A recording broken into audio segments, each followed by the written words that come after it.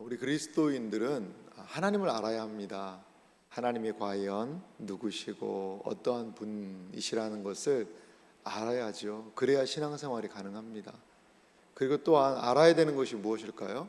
자기 자신입니다. 성경에 비추어서, 그리고 또한 말씀에 비추어서 나는 누구일까? 이것에 대해서 고민하고, 또한 말씀을 통해 자신에 대한 이해가 참 필요한 것 같아요. 그리스도인에게 또 필요한 덕목이 있습니다. 그것은 무엇이냐면 세상에 대한 이해죠. 과연 이 세상은 어떻게 될까? 성경이 말하고 있는 이 세상에 대한 진리는 무엇인가를 우리 그리스도인들은 분명하게 깨달아 알아야 합니다. 요한계시록만큼 이 세상에 관한 진리를 우리에게 잘 소개하는 책도 없지 않을까 생각이 들어요. 오늘 요한계시록 읽었던 18장 말씀을 보면 큰 성 바벨론의 멸망에 대한 것을 아주 세세하게 소개를 하고 있습니다. 요한계시록이 이제 막바지가 되었는데요. 요한계시록은 총 4수로 구분이 되죠. 이 땅에 있는 교회들 7교회를 중심으로 해서 이렇게 구성이 되어 있었고, 맨 마지막이 21장부터 22장 5절까지 천상의 교회, 완성된 거룩한 성 새 예루살렘에 대해서 이야기하고 있다, 이렇게 말씀을 좀 드렸습니다. 땅에 있는 교회, 그리고 완성된 교회. 그러면 가운데 둘은 뭐라고 그랬죠? 이 세상에 점진적인 심판받는 모습이 요한계시록 4장에서부터 16장까지 길게 있고요. 그리고 이 세상이 최종적으로 심판받는 모습이 17장에서부터 20장까지 기록이 되어 있습니다. 그러니까 요한계시록은 땅에 있는 교회, 그리고 세상에 대한 점진적인 심판, 세상에 대한 최종적인 심판, 그리고 천상의 교회라고도 할 수 있고요. 그리고 완성된 교회라고도 이야기할 수 있을 것 같아요. 그래서 전체적으로 교회, 세상, 교회에 관한 이야기입니다. 근데 이제 마지막 둘을 딱 떼서 보면 이 세상의 최종적인 심판과 교회의 완성된 모습, 이 둘이요 또 상당한 대조를 이루고 있어요. 세상의 최종적인 심판의 핵심은 무엇이냐? 큰 성 바벨론에 대한 이야기라는 거죠. 큰 성 바벨론이 가장 중심에 있어요. 그래서 17장에서부터 18장까지 이어지면서 이 큰 성 바벨론이 어떻게 무너지는가를 정확하게 보여주고 있죠. 이 세상성에 대한 상징이고, 이 당시 요한계시록이 기록될 당시에 큰 성 바벨론에 대한 상징은 바로 로마 제국이었습니다. 로마 제국이었죠. 그리고 거기에는 한 여인이 등장하죠. 음녀가 등장을 합니다. 음녀. 그런데 요한계시록에 마지막 21장에 보면 또 하나의 성이 등장해요. 무슨 성일까요? 큰 성이 아니라 거룩한 성 예루살렘이에요. 거룩한 성. 그러니까 마지막 요한계시록의 이야기의 핵심은 두 성에 관한 이야기입니다. 큰 성 바벨론은 어떻게 될 것인가, 그리고 거룩한 성 새 예루살렘은 어떻게 완성될 것인가.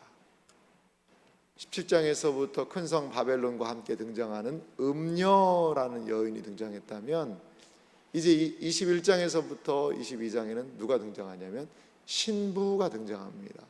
참 대조적이죠. 음녀와 신부는 다릅니다. 음녀는 다른 말로 하면 창녀라고도 이야기할 수 있어요. 세상을 타락하게 하고 세상과 함께 타락하는 이 세상성을 여인으로 보통 상징을 하거든요. 그런데 교회의 순결한 모습은 신부로 표현하고 있는 거죠. 신부. 요한계시록 마지막 17장에서부터 결론 전까지 22장 5절까지는 두 성, 큰 성 바벨론, 거룩한 성 새 예루살렘, 두 여인 음녀와 신부의 이야기이고, 세상이 최종적으로 어떻게 될 것인가? 그렇다면 교회는 최종적으로 어떻게 될 것인가를 우리에게 선명하게 보여주고 있습니다. 오늘 우리가 읽은 요한계시록 18장 9절에서부터 19절은 이 바벨론, 큰 성 바벨론이 무너진 것에 대한 세상의 반응이에요. 요한계시록 18장 2절 말씀, 어제 본문이었는데요. 거기에는 이런 말씀이 있어요. 2절인데 제가 읽겠습니다. 힘찬 음성으로 외쳐 이르되 무너졌도다 무너졌도다 큰 성 바벨론이여, 귀신들의 처소와 각종 더러운 영이 모이는 곳과 각종 더럽고 가증한 새들이 모이는 곳이 되었도다. 아멘. 이렇게 큰 성 바벨론이 무너졌다라는 거죠. 큰 성 바벨론에 대한 상징은 앞서 로마라고 말씀드렸습니다. 여러분, 로마가 얼마나 화려한 도시입니까? 로마가 얼마나 대단한 도시입니까? 로마에 가보신 분들은 알겠지만, 이게 한 2000년도 넘는 그 시간 전에 우리 인간들이 이런 구조물들, 건축물들을 만든다는 것 자체가 대단하지 않나, 이런 좀 생각이 들 정도예요. 엄청난 규모의 도시를 사람들이 만들어 놨죠. 로마는 영원할 거야. 이 로마는 무너지지 않을 거야 라고 수많은 사람들이 로마에 부역을 하고 로마를 칭송하고 어떻게든지 로마에 줄을 대려고 노력했다라는 거죠. 그런데 그런 로마가 한시간에 망해버릴 것을 오늘 성경은 이야기합니다. 오늘 9절부터 보면은요, 세 집단이 이 로마, 바벨론의 멸망을요 애통하고 있는 것을 볼 수 있어요. 9절 말씀 봅시다. 그와 함께 음행하고 사치하던 땅의 왕들이 그가 불타는 연기를 보고 위하여 울고 가슴을 치며, 거기 누가 등장하죠? 땅의 왕들이 등장을 합니다. 왕들이 로마의 멸망을 애곡하고 있는 것이죠. 10절을 이어서 말합니다.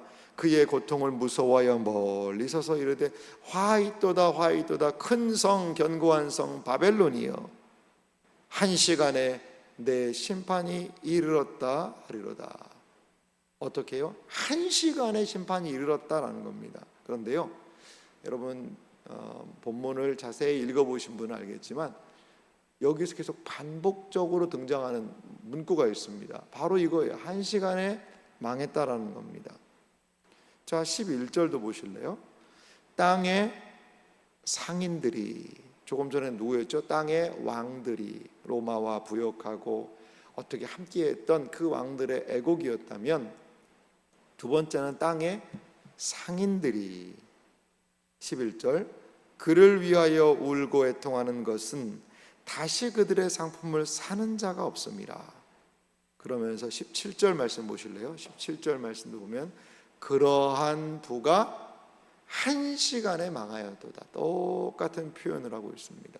자, 17절도 폈으니까 한번 보면은요, 거기에 또 하나의 부류가 애곡을 해요. 그건 모든 선장과 각처를 다니는 선객들과 선원들과 바다에서 일하는 자들이 멀리 서서, 선객, 선원, 바다에서 일하는 자들, 선장, 이게 바다 사람들이요, 바다 무역을 하는 사람들이 애통을 합니다. 애통을 해요. 19절 맨 마지막 절에도 한 시간에 망하였도다 라는 말이 계속 이어져 나가고 있어요. 그러니까요, 오늘 우리가 읽은 이 본문은 큰 성 바벨론, 로마를 상징하는 큰 성 바벨론이 무너지고 망하게 되자 땅의 왕들이, 그리고 땅의 상인들이, 바다의 선원들이 울며 애통하며 애곡하고 있는 장면들이라는 거죠. 특별히 이 상인들의 모습을 좀 보면은요, 이 로마가요, 이 막대한 그 권력을 가지고 식민지에서 물건들을요 막 값싸게 들여옵니다. 값싸게 들여봐요. 그리고서는 로마에 엄청난 이득을 내며 파는 거죠. 그리고 이 물건의 품목들을 보면 그 당시 로마가 유통하는 물건들의 품목과도 유사하다라고 그래요. 12절 말씀부터 한번 보실래요? 품목들을 봅시다. 상품은 상품명들입니다. 금과 은과 보석과 진주와 세마포와 자주 옷감과 비단과 붉은 옷감이요 각종 향목과 각종 상아 그릇이요 값진 나무와 구리와 철과 대리석으로 만든 각종 그릇이요. 그럼 어떤 느낌이 드세요? 여기에는 나와 있는 이 상품 세목을 보면 이거는요 일반 서민용이 아니에요. 이거는 다 부유층들이 쓰는 겁니다. 여기에 뭐 자주 옷감이라는 이 자주색은요 부유층의 상징입니다. 자주 빛깔을 내기가 쉽지가 않다고 그러네요. 자주 빛깔, 붉은 옷감, 향목, 상아 그릇. 이 상아 그릇이 등장을 하는데요. 이 상아가 뭐죠? 코끼리의 어금니입니다. 근데 이 상아를요 로마 사람들이 좋아하기 시작해서요. 이 로마 시대에 어떤 일이 일어나냐면 그 코끼리가 뭐 가만히 이렇게 있다가 그 내 이빨 빼가시오 이렇게 하겠어요? 상아를 채취하려면 코끼리가 죽어야 되잖아요. 그래서 북아프리카의 코끼리가 거의 전멸했답니다. 뭐 하려고? 로마의 상아를 데려고. 이런 일들이 일어났다라는 거죠. 그러니까 이 로마 문명의 문화에 엄청난 사치의 문화가 있었다라는 것을 알 수가 있습니다. 그리고 13절에도 보면은요 계피와 향료와 향과 향유와 유향과 포도주와 감람류와 고운 밀가루와 밀이요 소와 양과 말과 수레와 종들과 사람의 영혼들이라. 매우 독특한 표현이 있습니다. 이들이 종들도 유통했고 그리고 사람의 영혼까지 팔아가면서 이들이요 장사했다라는 거죠. 이렇게 이들이 지금 이 상인들을 중심으로 보였던 이 로마의 모습을 고스란히 어떻게 보면 고발하고 있어요. 14절은 이어서 말하는데요. 바벨론아, 내 영혼이 탐하던 과일이 내게서 떠났으며 맛있는 것들과 빛난 것들이 다 없어졌으니 사람들이 결코 이것들을 다시 보지 못하리로다. 아멘. 이런 로마의 사치가요 극에 달한 거죠. 극에 달한 거예요. 한 사회가요 붕괴의 조짐은 사람들이 너무나도 사치를 부리는 것, 한 사회가 계속 고인물이 되고 썩어가는 징조가 아니냐 이렇게 보는 사람들도 있습니다. 역사적으로 이 로마가 권세와 힘이 있으니까 그걸 가지고 한 거는요 어떻게 보면 사치예요. 사치. 어디에서 들여온 그러니까 역사적으로 보면 침대를요 정말 금으로 만들기도 하고요. 여러 가지로 해서 로마 사람들이 음식 먹는 것도 마찬가지죠. 이렇게 로마라는 사회가요. 그리고 종들을요 노예들을 엄청나게 유입해서요 이 로마 사람보다 노예가 더 많은 도시가 될 정도로. 그리고 우리가 알지만 이들의 쾌락을 위하여서 검투사 경기를 하기도 하고. 그러니까 한 사회가 어느 방향으로 가느냐가 참 중요한 것 같아요. 사치와 그냥 오락과 이런 쪽 유흥 쪽으로 이 사회가 가느냐, 아니면 그래도 양심을 가지고 서로 백성들이 시민들이 서로를 돌아보고 약자들을 돌아보고 그리고 건설적인 이러한 방향으로 가느냐는 너무나도 중요한 것 같거든요. 근데 왜 이것들이 가능하죠? 로마가 돈 많다 이거죠. 로마가 힘 있고 돈 있으니까 흥청망청해도 돈이 마르지가 않는다라는 거죠. 마르지 않는다는 거죠. 그런데 이러한 부가 어떻게 됐다는 거죠? 한시간에 망해버렸다는 겁니다. 한시간에. 선원들은 또 무엇을 말합니까? 바다에서 일어나는 사람도 마찬가지예요. 18장 19절 말씀을 한번 보실래요? 선원들이 하는 이야기인데요. 티끌을 자기 머리에 뿌리고 울며 애통하며 외쳐 이르되 화이도다 화이도다. 이 큰 성이여, 바다에서 배부리는 모든 자들이 너희의 보배로운 상품으로 치부하였더니 한 시간에 망하였도다. 아멘. 로마의 이 갑작스러운 멸망, 이것은 과연 어떻게 가능할까요? 한 시간이라는 것을 정말 60초로 60분으로 우리는 시간적으로 딱 계산할 수는 없겠어요. 하지만 한 시간에 망했다는 것은 이 세상에 견고한 것들이요 순식간에 무너질 수 있다라는 겁니다. 여러분, 그래도 성경이 과장이 좀 심하네. 세상이 어떻게 한 시간에 망해? 근데요, 여러분, 세상이요 점점 하나가 되잖아요. 점점 무역, 경제 이런 걸로 하나가. 유럽은요 벌써 EU라는 한 나라가 아니라요 연합 국가로 일어났단 말이에요. 점점. 그리고 우리나라도 계속해서 외국과의 여러 가지를 맺어서 일들을 진행하잖아요. 사실 우리나라 고려 시대 때 무슨 일이 있었냐면 마야, 잉카 문명이 멸망을 했습니다. 한 문명이 없어져 버렸어요. 그런데 그때에 고려 말쯤이 되는데요. 고려에서 빨리 대신들은 대책을 세워라. 이게 마야, 잉카 남미 쪽에서 그 사람들 망했으니까 그 여파가 우리나라에 어떻게 미칠지 그걸 조사해라. 하지를 않았습니다. 그런 나라가 있는지도 몰랐고 망한지도 몰랐어요. 아무 영향력이 없었다는 거죠. 그런데 여러분, 요즘 세계가 얼마나 묶여 있어요? 지금 러시아와 우크라이나의 전쟁의 여파로요 온 세계의 경제가요 지금 여러 가지로 위축되고 있거든요. 우리나라는요 미국과 연결되어 있잖아요. 미국에서 모기지론 이런 것들이 문제가 발생하니까 우리나라에 뭐가 왔어요? 외환 위기가 와버리네요. 미국의 은행에 문제가 좀 생기니까요 한국에 외환 위기가 와버려요. 이렇게 전 세계는요 지금 하나로 똘똘 뭉쳐 있어요.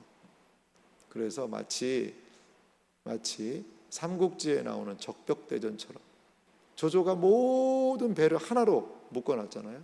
그러니까 화공을 쏘니까 그 모든 묶어놨던 배가 호로로 하고 모두가 다 홀딱 타버리지 않습니까?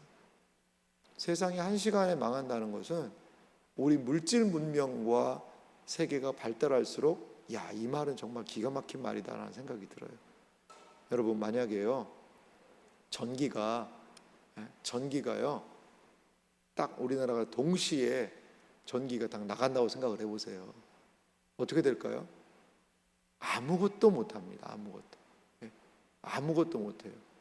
전기가 잘못 나가면요 차 운전도 안 됩니다. 차 운전도. 전자장치가 서로 송신해야 되는데 인식을 못 해가지고 차 운전도 못 하는 거예요. 마트에서요 계산도 못 하는 거예요. 미국에서도 한번 그런 일이 있더라고요. 갑자기 대형마트에 전기가 나가니까 계산이 안 되는 거예요. 물건을 사야 되는데 대충 했다고 그래요. 대충 얼마 했다고. 물건은 필요하고. 세상이 발달하고 더욱더 예리해질수록 큰 성처럼 보이지요. 그런데 크다라는 것은요 한 번에 망할 수도 있다라는 거예요. 세상은 점점 더 커질 겁니다. 아마 그게 세상성의 가장 큰 상징이요 크다라는 거예요. 크다라는 거. 사랑하는 성도 여러분, 그리스도인이 추구해야 되는 것은 무엇이죠? 메갈레 큰 게 아니라요 하기오스 거룩함입니다. 거룩함. 예루살렘 성을 큰 성 예루살렘이라고 하지 않아요. 거룩한 성이라고 이야기를 해요. 왜? 거룩이 교회의 상징이기 때문에 그래요. 교회는 무엇을 추구해야 될까요? 크기가 아닙니다. 크기가 아니에요. 교회는 이 세상 가운데서 거룩함을 추구해야 한다라는 것입니다.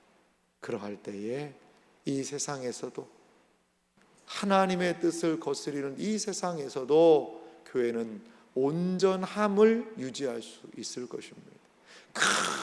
큰 성 바벨론을 의지해서 그 밑에서 호의호식하며 사치를 부리던 땅의 왕들, 그리고 땅의 상인들, 바다의 선원들, 그들은 바벨론의 망함을 한 시간에 망했도다라고 탄식하고 있다라는 거죠.